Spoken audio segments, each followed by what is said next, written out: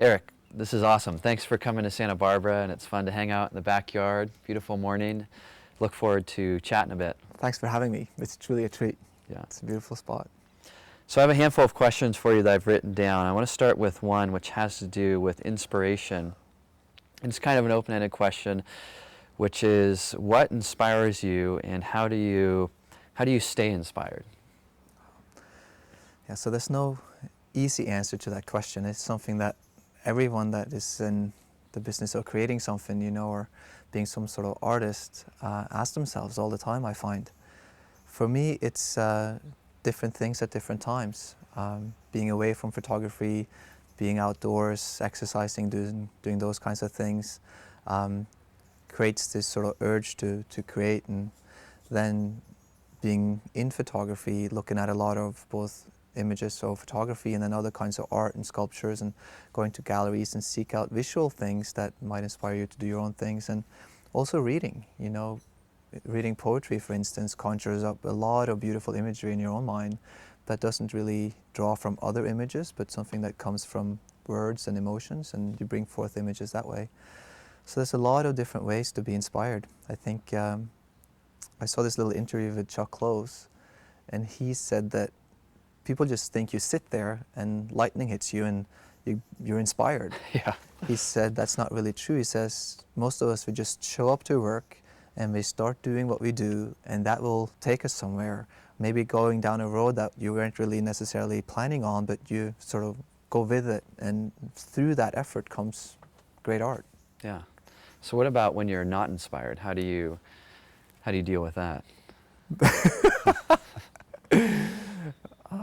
I think you just go away and let that be.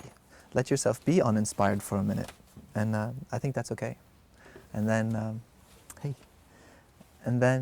I think being away long enough, you will have this urge to create surfacing again. And then you start scratching that itch and say, okay, now I want to create something.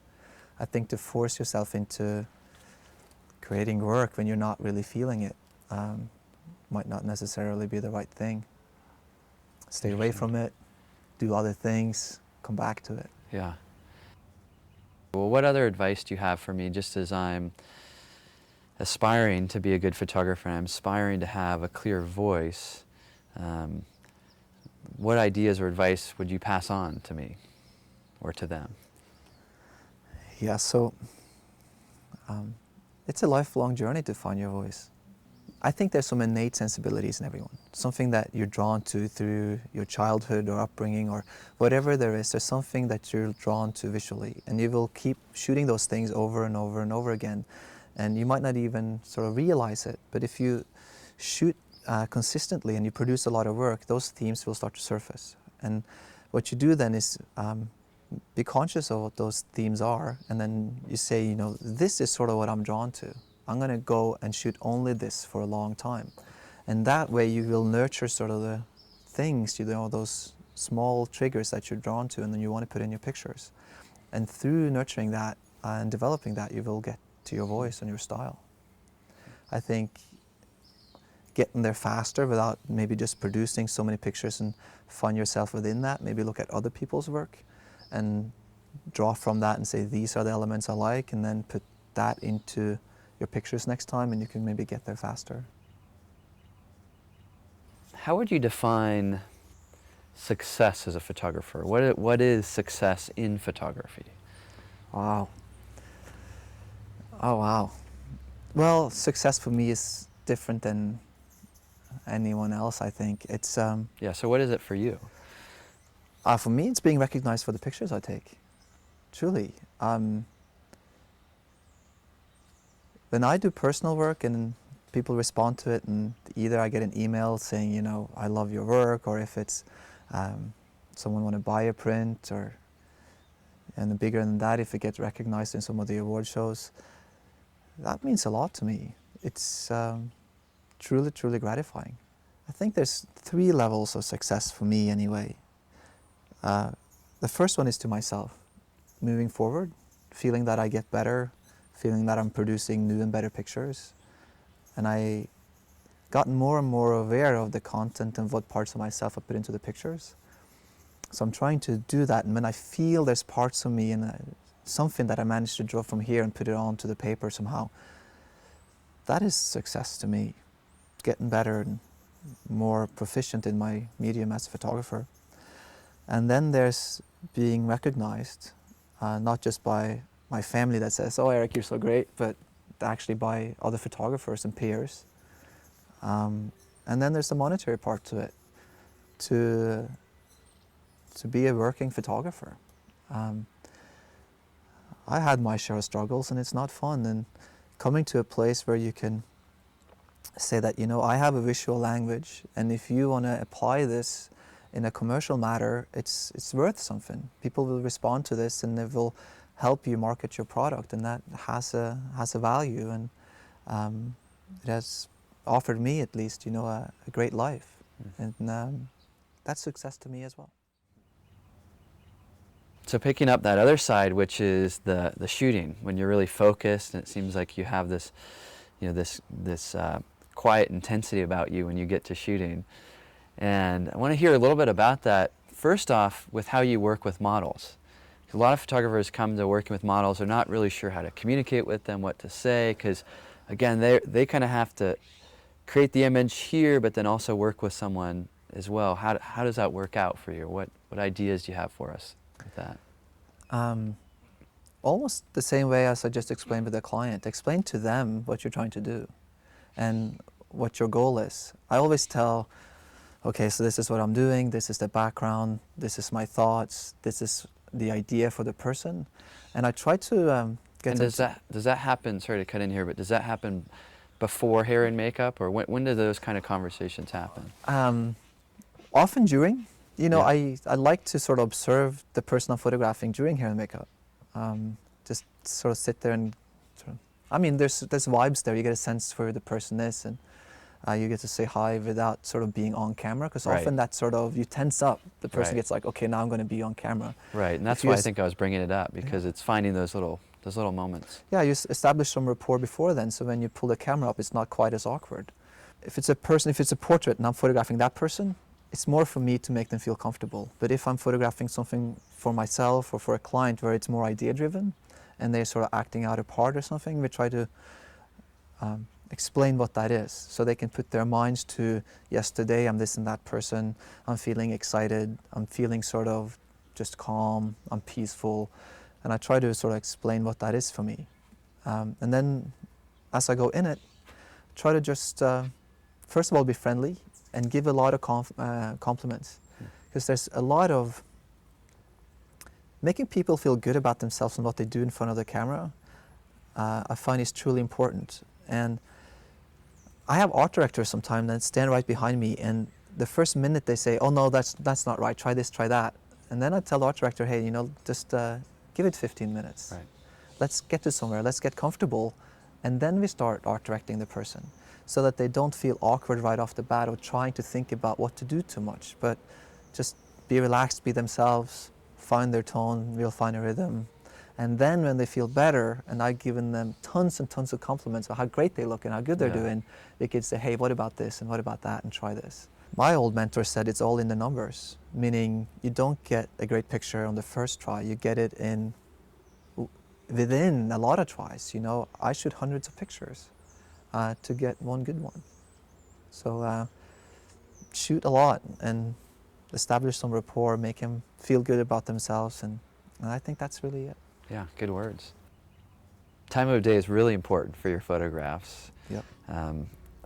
At least from viewing them, it seems like you're shooting in the morning or the evening. Is that the case, or how does time of day fit into your style and pictures you make? Yeah, oh, that's important. So I always start with emotion and color palette. I ask myself when it's for my pictures, and my clients when it's for theirs, you know, what is the feeling and flavor they want? Is it sort of moody? Is it happy? Is it bright? What's the color palette? You know, is it warm tones? Is it cooler tones? So when I found what that is for this particular picture I want to make, then it's either, for me and my sensibilities, it's either before the sun goes up or after the sun goes down. in that half hour there, there's a beautiful light quality, I feel. It's really subdued, soft. And then, of course, it's right when the light comes up. I'm a big fan of these open landscapes, and to shape those, you need a low-laying light source. Higher up, that landscape, to me, doesn't have any shape or depth or volume. All that happens when the sun is lower, when the sun is there to sort of shape all the small little hills or trees or cast long shadows, whatever that is. So for me, life really lives, my photographic lives live before the sun goes up or down, and then sort of within the next 45 minutes to an hour after the sun rises or sets. Now, there's a few times I shot in the middle of the day, and that's often if I shoot for tourism or something like that, and they want water. Water takes on different qualities at different times of day, and often it's the prettiest when the sun is really high. It shines through the water, get those reflections on it. So find what your sensibilities are, and then when you discover what those are, again, put yourself in the situations where that light is that you're drawn to. With all of your, I mean, you're really motivated, ambitious, and all this stuff. Where does that kind of come from, or what is it that's motivating you to set the goals, to keep to them, to make them happen? I don't really, well, so I don't really consider myself all that sort of ambitious and this and that. Looking back at it, though, I'm starting to find sort of who I am a bit. At 18, I got the second place in the Norwegian DJ Mixing Championship. Okay. And that was never about, oh, I want to be a sort of super good at the mixing and scratching and see my hands still going like this. I just did it. So I realized, later, I'm a passionate guy, and I kind of get a bit like this. I zone in on what I want to do, and I do it. There's no distractions, really. Just do like this with everything else.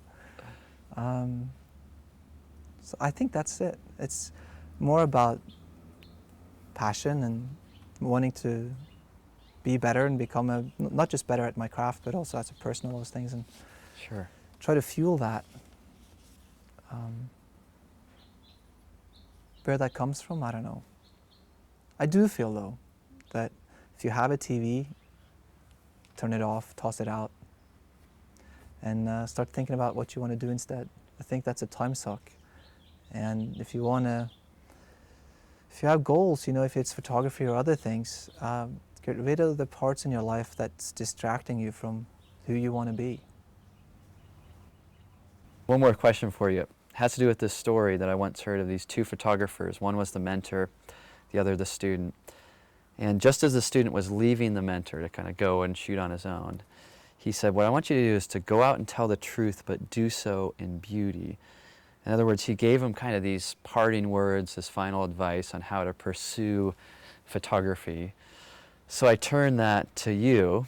What are your parting words for me and for us as we've had a chance to spend some time with you and now kind of go out and create our own images?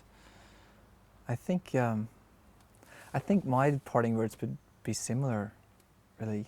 He says, go tell the truth. And for me, putting together this DVD and stuff, it's not for you to go out and copy what I do, but to inspire you to find your own path, to be honest to who you are as a person, and let that sort of transpire into the pictures you take. I think finding who you are visually and then go out there and sort of nurture that to create your own style is what's imperative, I think, in becoming a good photographer or honest photographer. And I think that's the ticket to succeed. So my parting words would be nurture who you are and go and execute that rather than looking so much around you and try to be someone else. Good words, good words. Well, in closing, it's been really fun to sit in the backyard and just enjoy getting out here, and there's been all these different elements, tractors or people mowing the lawn, and what that's made me think about is just the one of the things I like about your work is that you get out in the elements. Even here, we're outside, and a lot of what I've heard you say is get out there, but then figure out who it is who you are, and what captivates you, and capture that, notice that, pay attention to that. So it's inspiring. It's been really fun to hear some of your thoughts and just get some time together. So thank you. Thank you, Chris. Truly. the pleasure's been all mine. You inspired me in so many ways. You have no idea. So it's been great. Thank you. All right, thanks.